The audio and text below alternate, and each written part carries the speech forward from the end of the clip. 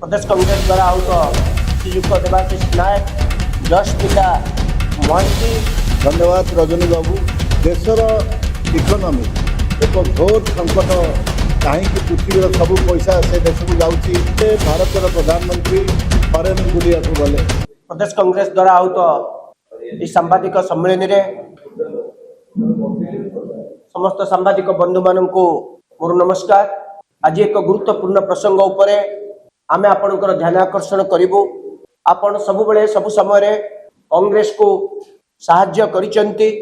साधारण लोकर कथाटी को किभली भाव रे पहुंचा जाई परिबो से दायित्व आपण बारंबार नैचंती। आज मध्य आशा करूची आज आमे जो गुरुत्वपूर्ण प्रसंग उपरे आपनकर ध्यान आकर्षण करिबु। आपण निश्चित यह किभली भाव रे अधिक रु अधिक प्रसारित हबो सेति प्रति हमको सहयोग करिवे। प्रथमे आपण माननको मु कहि रखिया पाई चाहे एही सांबादिक सम्मेलन रे मो सहित कांग्रेस दलर वरिष्ठ नेता तथा पूर्वतन मंत्री श्रीयुक्त देवाशीष नायक एवं राज्य महिला कांग्रेस गणमाध्यम विभाग अध्यक्षा जस्मिता महांती मु निजे रजनी महांती उपस्थित अच्छु।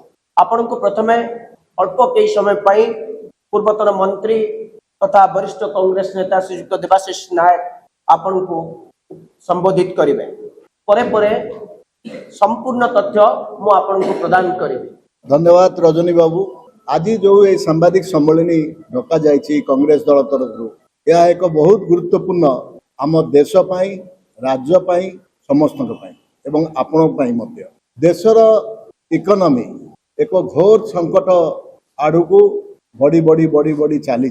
आपण निकट में रिजर्व बैंक गवर्नर स्विट्जरलैंड जाइथिले सेठी से स्टडी करुले स्विट्जरलैंड सरकार इकोनॉमी को अवस्था अच्छी कहीं एते ऊपर अच्छी कि भलर अवस्था अच्छी कहीं पृथ्वीर सब पैसा से देश को जाऊँगी से स्टडी करके आसते आसिक से गोटे कमेंट करते दिल्ली दरबार रे बा बॉम्बे रे रिजर्व बैंक कॉन्फ्रेंस हॉल रे जे भारतर इकोनॉमी बहुत खराब अवस्था को जाऊँगी। ये गोटे वार्निंग।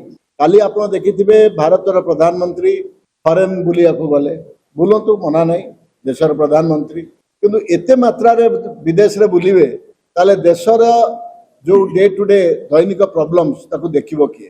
आम देश केवल आदानी आउ अंबानी आज जदि आपण इकोनॉमी कथा कहले तांको ऊपर निर्भर करूची। एबे देखंतु एई ओडिसा रे ए युद्धर प्रभाव के अनुभव करनोथिले। आमे देखुतलु युद्ध होउची हो ईरान अमेरिका आमर कौन जाऊँगी यह तो भावुलु। आज ओडिशा रे इफको भलिया एते बड़ सार कारखाना आज बंद हो गला। आज गैस सिलेंडर घोर अभाव पेट्रोल इथाइल मिसेकी बिकिबे बोली बसिलेनी सरकार।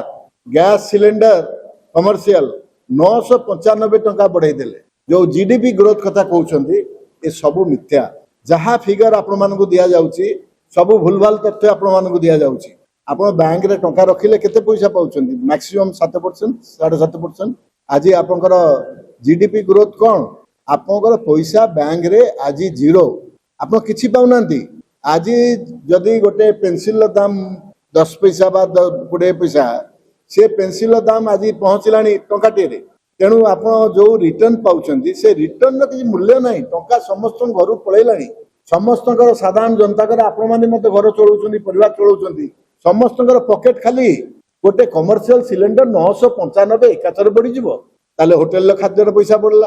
आप प्रत्येक क्षेत्र में जोटी गैस उपयोगिता अच्छी सबुथिरे दरदाम बढ़ला। बाजार रे दरदाम हु होइकी बढ़ी चलची। रास्ता रे जदि जिबे टोल आपण मानठू से सांबादिक पास देखेले भी छाड़ना आप 160 कि 180 टका देकी जातु जिजिया कर देबे आपण गाड़ी जीव जिजिया कर देला पर आज आपण से बाटे जाई परिबे।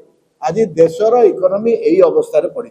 आज जीडीपी ग्रोथ रो जो फिगर सब अच्छी आपनकर विभिन्न जगह रे आज आम बड़ भाई रजनी बाबू आपको बुझेबे प्रत्येक कथा पॉइंट वाइज बुझेबे। खाली एतिकी मु कहबी गोटे पदरे गोटे घोर संकट आड़ू आमे माने मुहाउछु। अवस्था शोचनीय होई जीवो घरे रहिबा कष्ट होई जीवो जदि आपण माने आज चेक न देबे।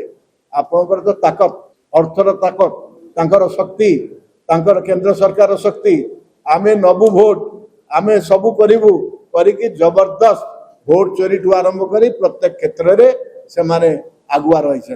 मु एबे रजनी बाबू को मु कहबी सी आपको विस्तृत भाव में आज जो इकोनॉमी अवस्था रजनी बाबू आपको विस्तृत भाव में आज बुझेबे।